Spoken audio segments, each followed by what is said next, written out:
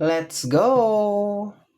Hello, my dear Pisces! Hello, kumusta ka, my dear Pisces? November 8 hanggang November 14, 2024, my dear general reading. So, paalala lamang po mga my dear Pisces, na ang gagawin natin ngayon ay general reading. So, hindi po ito 100% na magre-resonate para sa ating lahat. So, please, my dear, lower your expectation pagdating po sa mga general reading. Kung mapapansin mo, my dear Pisces, ang hawak kong baraha ngayon, my dear, ay regular na baraha, okay? Kasi ito yung nararamdaman ko, my dear, na dapat kong gamitin para sa yung November 8 hanggang November 14, 2024. So, para dun sa mga hindi pamilyar dito sa baraha na gagamitin natin ngayon, my dear, papaliwanag ko lang, my dear, ng very slight, okay, itong baraha na to. Okay, my dear, sa barahan na to, my dear, ay merong diamonds, merong hearts, merong flowers, at merong speed. Okay. And ang diamonds dito, my dear, pagdating sa tarot, ay pentacles. Ang flowers dito, my dear, pagdating sa tarot, ay wands. Ang heart dito, my dear, pagdating sa tarot, ay cups. At ang speed dito, my dear, pagdating sa tarot ay sword. Okay? Kasi baka mamaya, my dear Pisces, pagkakuha ako ng baraha, makita mo flowers, pero ang tawag ko naman ay wands. Kasi, my dear, ako pa rin ay nakabase sa tarot. Okay? So, paliwanag ko lang, my dear, ng mabilisan. Okay? Maraming salamat po sa inyong oras. Umpisa na natin, my dear Pisces, ang iyong reading. November 8 hanggang November 14, 2024, Pisces. Ang gagawin ko, my dear, ay kukuha ako ng baraha from November 8 hanggang November 14, and then saka ko pagsasama-samahin, my dear, yung mga energy para mabuo natin or makita natin kung ano bang mga eksena at kaganapan at kung ano-ano pa na maaari mo makasalubong sa yung November 8 hanggang November 14. November 8 muna tayo, my dear Pisces. November 8.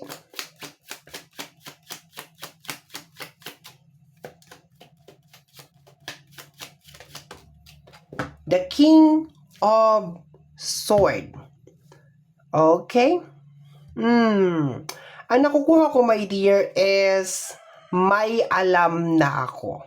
Okay? To the point na itong card na to, the King of Sword or the King of Speed, ay napakatalino, my dear. Parang meron ka ng alam. This is the Four of Wands, my dear. Connected sa energy ng pamilya or connected sa energy ng relationship. Okay. So, parang meron kang natuklasan, my dear, or parang meron confirmation na nangyari ngayong November 8 sa'yo, my dear Pisces. Okay. So, meron daw mga confirmation. Okay? So, tingnan natin, my dear. November 9. Tingnan natin, my dear. November 9.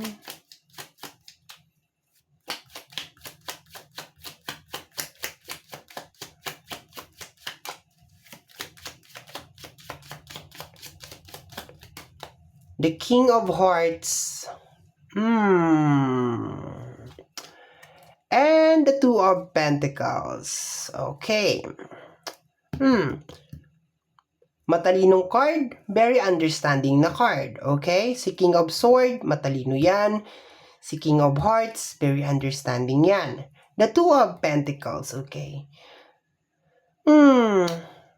Nakukuha ko dito, my dear, na parang pinipilit mo, my dear, Two of Pentacles to related sa energy ng balancing. Nakukuha ko dito, my dear, na parang pinipilit mo intindihin yung sitwasyon. Yun ang nakukuha ko, my dear. Meron ka nalaman na November 8, tapos November 2, parang pinipilit mong intindihin yung sitwasyon. I think because of love. So, kung sino man yung involved dito na energy, my dear, posibleng malapit sa'yo ito. Okay? Posibleng meron siyang ginawa na pinipilit mong intindihin. Okay? Or posible din, my dear, na pinipilit mong solusyonan. Yun na nakukuha ko dito, my dear. Pero parang meron ka nang nalaman sa kanya. Nakita mo, my dear, yung pagkakatinginan nilang dalawa, parang, parang meron silang nalaman, my dear, parang meron kang nalaman tungkol sa kanya.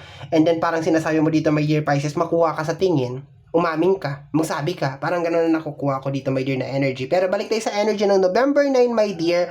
Pinipilit mong intindihin at pinipilit mong unawain, my dear. At pinipilit mo, posible, my dear, na pinipilit mo rin ayusin kung ano man tong natuklasan mo or nalaman mo. Okay? Ang November 9 is more on pagbabalanse, my dear. Yun na nakukuha ko dito na energy. So, let's go tayo, my dear, ng November 10. November 10, my dear Pisces. The Six of Cups. And the Queen of Wands. Energy ng nakaraan, my dear. Okay. I think, my dear, issue to na may kinalaman sa nakaraan. Yun na nakukuha ko, my dear. Okay? Ang nare-receive ko na overall na energy, my dear, parang merong nangyari sa nakaraan, my dear. And parang nawala na tong issue na to, pero posible, my dear, na ikaw parang sinantabi mo lang siya. Parang tinabi mo lang siya. Parang para maka-move on ka, para magawa mo kung ano yung mga dapat mong gawin, tinabi mo lang siya. Yun na nakukuha ko. Yung energy, my dear, ng November 8 hanggang November 10, okay? Nagre-release siya ng energy na parang may issue galing sa nakaraan, ang parang lulutang ulit, my dear. Lulutang siya ulit. Ibig sabihin, babalik siya ulit. Okay? And pinipilit mong intindihin yung sitwasyon, my dear. Okay? Pinipilit mo siyang intindihin, pinipilit mong unawain kung ano man to, okay? Pero nararamdaman ko, my dear, na sa mga araw na to, dito mo malalaman na tama yung kutob mo. Okay? Tama yung hinala mo. Okay? November 11, my dear Pisces. November 11, the Two of Swords and the Two of Wands. Okay? So, parang kinakailangan mo mag-decide ng November 11, my dear, and you have here Angel 222, okay? Pwede mo tong i-search, my dear, Angel number 22, okay? Additional guidance mo, my dear, na pwede mong gamitin, my dear, from November 8 hanggang November 14, especially ang November 11, okay? Kasi may decision making ka na gagawin dito, so makakatulong, my dear, tong Angel number 22, my dear, para makapag-decide ka, my dear, or para magabayan ka sa kung ano man yung gagawin mo, my dear. Kasi November 11, my dear, sinasabi dito na parang kinakailangan mo magdesisyon, okay, na hindi nananaig yung awa, hindi nananaig yung love. Kung hindi magdedesisyon ka, my dear Pisces, dahil yun ang tama at yun ang posibleng nararapat or makakabuti sa sitwasyon or sa'yo. Okay? So, yun ang eksena, my dear, na November 11. Okay? Once again, meron kang angel number 22. Let's go tayo ng November 12, my dear Pisces. November 12. November 12, we have here the Seven of Wands and the Two of Wands. I think marami sa inyo, my dear, ang mahihirapan magdesisyon. Yun na nakukuha ako. To the point na lumabas kasi si King of Cups kanina sa November 9 na sinasabi na pinipilit mong intindihin, pinipilit mong unawain. Kahit na siguro, my dear Pisces, nasa harapan mo na yung katotohanan or parang nilalatag na, my dear, sa harapan mo, my dear Pisces, yung realidad o yung totoo o yung sagot sa posibleng mga tanong mo noon pa. Nakukuha ko, my dear, na parang pinipilit mong paglabanan, my dear, or parang hindi mo kayang tanggapin. Okay? Kung ano man yung hinahain sa'yo ng universe, my dear. Okay?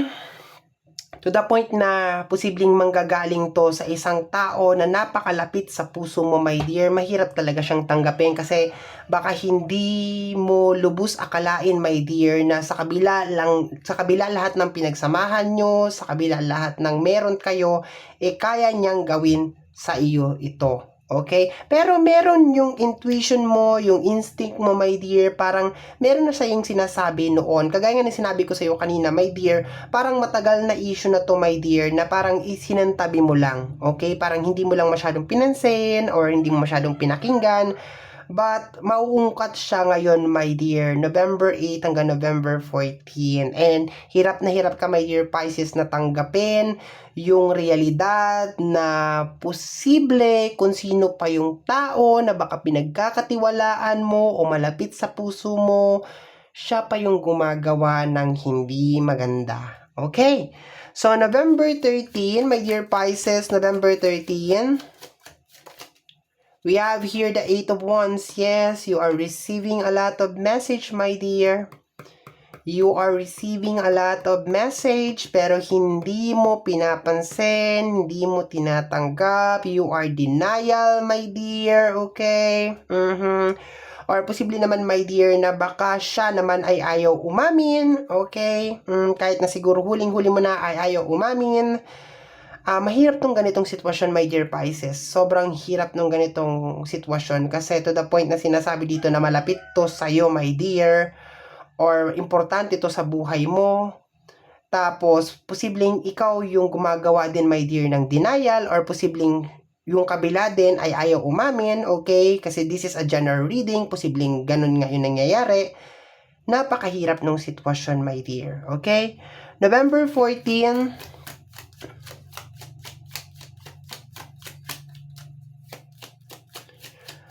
November 14, my dear.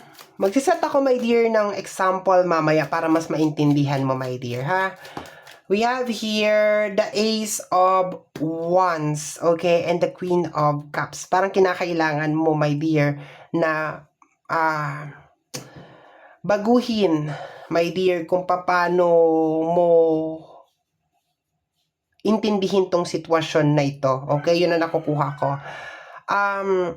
Sinasabi, my dear, na November 14 na meron kang kinakailangan baguhin, my dear, na hindi porkit mahal mo yung isang tao, parang magbubulag-bulagan ka na lang or magbibingi-bingihan ka na lang sa mga bagay na ginagawa niya, my dear. I think ginawa mo na to, my dear, in the past, okay? Sabi ko kanina, magbibigay ako ng example, my dear. Nakikita ko, my dear, is kunwari, parang may nakabasag, sabihin natin, ng isang importanteng bagay, my dear Pisces. Tapos, nagtuturuan sila. Okay? Nagtuturuan sila. And then, alam mo na sa puso mo na siya yung nakabasag. Pero, parang, ang lumabas, my dear, ay iba yung napagbintangan. Imbis na siya ang umamin na siya ang nakabasag o nakasira ng bagay na yon, iba ang napagbintangan. And parang lumipas na yon, my dear. Lumipas na siya. Lumipas na yung panahon. Wala na. And then finally, parang baka makareceive ka ng message, my dear, November 18 hanggang November 14 na hindi niya lang isang beses ginawa sa'yo to. Actually, parang ilang beses niya nang ginawa sa'yo to. And para kang masyashock, my dear Pisces, na hindi ka makapaniwala na yung kutob mo nung una pa lang ay totoo pala. Nakukuha mo ba yung point ko, my dear? So, I think, my dear, marami sa inyo sa November 8 hanggang November 14 ang malalaman ninyo na parang hindi lang isang beses ito ginawa ng tao sa'yo, okay? And parang sinasabi, my dear, ng reading na to na kailangan ibahin mo na, my dear, yung way ng love, okay? Kasi parang nagiging bulag ka na dito, my dear, nagiging bingi ka na dito, my dear, sa mga bagay na ginagawa niya, my dear. And there's a tendency, my dear, na baka ayaw din umamin nitong tao na to, maski na lahat ng ebidensya, my dear, ay nasa harapan mo na, okay? The Nine of Wands. Ayan, hirap na hirap ka, my dear. Hirap na hirap ka, my dear, na tanggapin, or hirap na hirap din siyang aminin, my dear. Okay? Pero sinasabi dito, my dear, na hindi na pwede yung ganito. Okay? Hindi na to healthy. Parang tinuturuan mo lang siya, my dear, na parang okay lang. Parang sinasabi mo sa kanya na okay lang. Makakalusot ka naman maski ulit-ulitin mo. Parang mamimihasa tong kung sino man tong tao na to. Okay? So, My dear Pisces, yan ang reading mo para sa yung November 8 hanggang November 14, 2024. Somehow, my dear Pisces, kung nagustuhan mo to, especially kung napadaan ka lang, don't forget to subscribe. Pag-click lamang po ang notification bell para ma-update ka sa aking mga upload. And free to like, free to share, free to comment sa lahat ng ating mga videos. Once again, my name is RJ, also known as Apo J. Maraming salamat po, and until next time, bye-bye! Thank you, my dear.